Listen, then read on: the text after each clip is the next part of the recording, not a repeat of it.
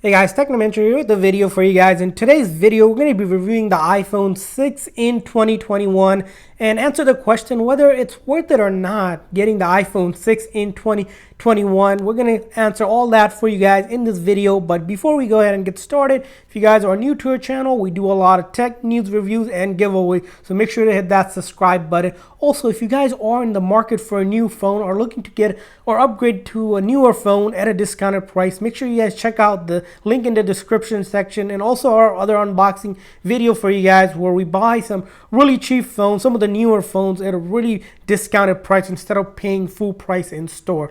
So let's go ahead and get started with today's review. So the iPhone 6, as you can see in my hand, it was released in September 2014. So it's been over 6 years or so that this phone has been released. And the thing about the iPhone 6 is really iconic because this is the first time Apple went and increased the screen size of it. It introduced some of the newer features of the iPhone. It sort of was this sort of going into Apple's future phones where they started to increase the screen size and all of that. As you see here, it has this rounded edge versus the iPhone 7, iPhone 5, which was the previous generation, which surprisingly Apple went back to that design where you have these edges that are more shaped and they're more straight versus the rounded edge that we have on the iPhone 6 here. The iPhone 6 does had the 3.5 millimeter head jack, as you see here, which was removed in some of the newer phones. As you see on my hand here, there's no headphone jack on the iPhone 12 Pro, or starting with the iPhone 7, that was removed and completely gone. The other thing you'll notice is the body of the iPhone 6 is aluminum body compared to the newer lineup of phones, which has glass back. And what does that mean for a glass back versus aluminum body? Well, there's good and bad of it. So the glass allows the newer iPhones to charge wirelessly. So you're able to plug it in or put it on a wireless pad and it'll start charging wirelessly, compared to the aluminum body, which doesn't have that capability because it can't go through the aluminum. But what happens is, the good thing about this aluminum body, it's a little bit durable in terms of you don't have to worry about the back glass cracking, where the glass on the newer phones are likely to crack if it falls at an angle or such thing like that. So that's one thing you'll probably notice. The other thing to notice off that bat is that the iPhone 6 has a merely one camera versus the newer iPhones, which has 3 triple lens camera. So if you're looking for something for photography wise, you probably want to get something new with the bigger updated camera versus the iPhone 6. It still does take good pictures. If you take a look in the camera settings, you're able to take some really good pictures and videos. Of course, the thing about the iPhone 6 is that it's nowhere matched in terms of the camera, and hence why, if you're looking to really upgrade or looking for a phone specifically for your camera purposes, you probably want to go with the newer phone. As you see, the iPhone 6 does record in 1080p HD at 60 frames per second. That's the highest it goes to, compared to newer phones, which pretty much has 4K at 60 frames per second. So that's probably the biggest difference in terms of the camera itself. The other thing to note about the iPhone 6, of course, is pretty obvious, is that it still does have your home button and the Touch ID feature, compared to a newer phone which has Face ID and it no longer has that iconic home button feel to it. And that's probably the other thing you'll notice. And then talking about the hardware, let's if you talk about the actual chip on this phone, it's quite a difference between the chip that's on the iPhone 12 lineup and the iPhone 6. It's still a good phone to a degree for its chip that it has, because it's an Apple chip. It has A8 versus the newer phone, which is A14. So 6th generation old, because Apple releases a new chip each time it releases a phone. So you're 6th generation behind, and this is where you start to actually notice some of the features of the actual phone in terms of when we talk about the software.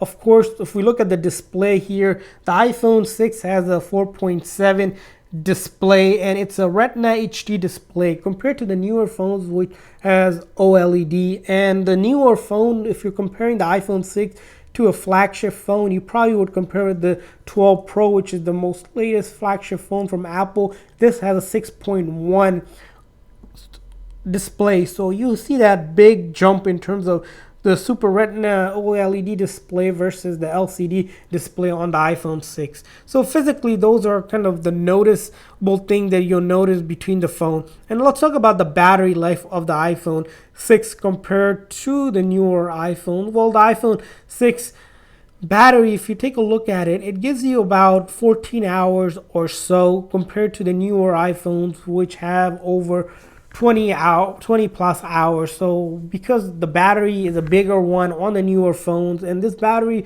when Apple releases it's not as big of a battery as the newer phones, hence why you have less of the video comparison. The other thing to compare is this video playback between this device. So the video playback really allows you to compare the capability of a phone. The newer phones of the iPhone 12 go around 14, well, they go around 17 to 18 hours compared to the iPhone 6, which gives you about 10 to 11 hours of playback. So you have almost twice as much playback on the newer phones compared to the iPhone 6.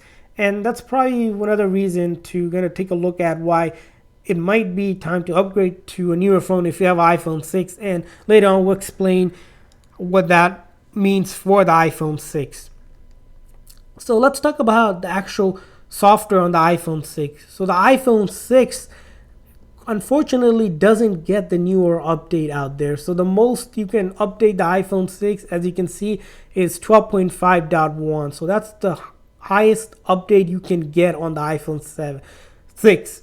The newer iOS 14, it's a true generation old of the software. What does that really mean? So what that really means for the phone is that you're not going to be able to download some of the newer apps on the iPhone 6. As you can see, the iOS 12, it's pretty much at the end of life in terms of the software. Some of the popular apps, as you can see here, we're still able to download it. But then some of the other apps that were recently released for iOS 13 or 14 aren't compatible on the iPhone 6.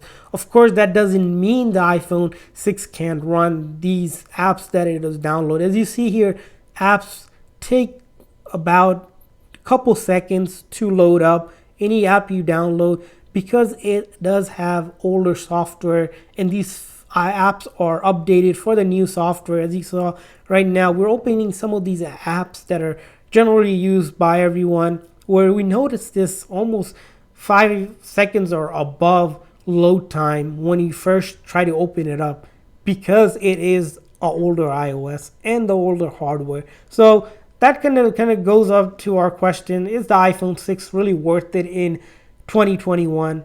Well, depends. Really, the question comes down to who's going to be using the iPhone 6. If it's for a younger kid or someone just looking for basic calling and texting and doesn't want to pay a lot, you're looking for a budget phone under $150 or so, the iPhone 6 does an exceptional job for things like calling, texting. You're still able to use iMessage and conversate with people on the newer phone, no issues. If you're doing browsing, of course, the browsing on these phones has gotten down a little slower compared to the newer phones. You'll have to be a little bit patient whenever you're browsing, opening up apps. But nonetheless, it's still a good phone for someone that doesn't really care about using the latest and the greatest, or if it's a younger kid looking to use it on Wi-Fi, on running different apps, and you're not looking to spend a lot. But if you're a person, that wants to get a little bit more out of your phone for your money's worth, we recommend upgrading or getting one of the newer phones, especially if you get something around the iPhone 10 or higher, probably be the best, because you're going to get a lot more update. So later on in 2021, when Apple releases iOS 15, like it does with every year with the newer phone, what's going to happen is that you're going to start losing app supportability for a lot of this, and you're going to notice sort of the iPhone 6 slowing down even more and more, because right now it is kind of slow if you use the newer phones, but it's doable for someone that really doesn't care about speed. You're just looking to have that iPhone experience without paying nearly anywhere. This probably phone, compared to give you guys insight, the iPhone 6, you can probably get it for under $100, $150 or so, even less, compared to the newer phones, which is almost over $1,000. So that's 1/10 of the price. So hence why, this sort of experience with the slower device you get, but nonetheless, it's almost nothing compared to the newer phone in terms of if you're looking to get something on a budget or even looking up for a backup phone. The iPhone 6 still, for that purposes does the job. So there's our review for the phone. If this video was helpful, please make sure to hit that like button. Of course, hit that subscribe button. Also, if you want to hear from you guys, what do you guys think about the iPhone 6? Is it worth it in 2021? And what phone you're currently using and how does that hold up in 2021? Thanks for watching, guys. Hopefully see you guys next time.